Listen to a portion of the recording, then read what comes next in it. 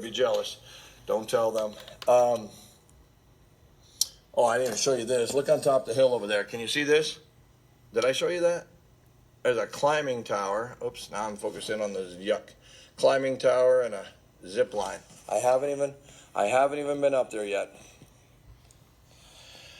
All right, guys, I'm going to sign off. You'll hear more from me. I need your help.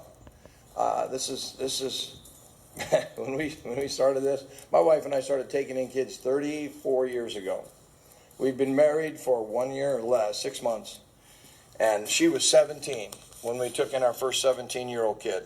And I know you think that sounds crazy, but if you knew Mama T, she's been a mature mother since she was practically a babysitter at 13. So from 17 for her, 22 for me, we started taking in kids. At the time, it wasn't a business, it was mercy. We loved kids, and people dropped them off at our door that didn't want them. That's the God honest truth, or couldn't handle them. And so our first couple hundred kids were just all organic, just showed up at our house and pulled their feet up under the table and never left. I had some 4 or 5 years like that. And so we had several hundred kids before we ever thought it should be a ministry or a business. I just worked as a welder to make a living, as a union welder, so I could make enough money to feed enough kids. I'd buy a huge van just because I had too many kids show up at my house. So that's kind of how this thing started for us.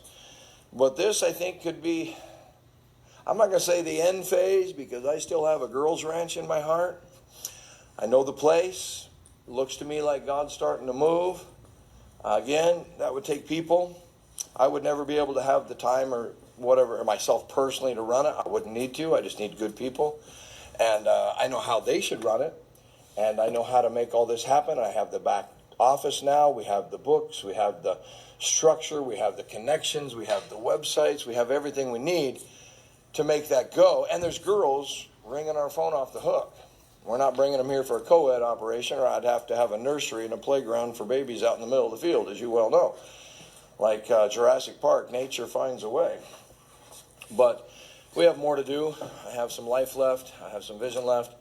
And so we need people. If you know the right people that want to do a part of this, is it a bit sacrificial? Yeah.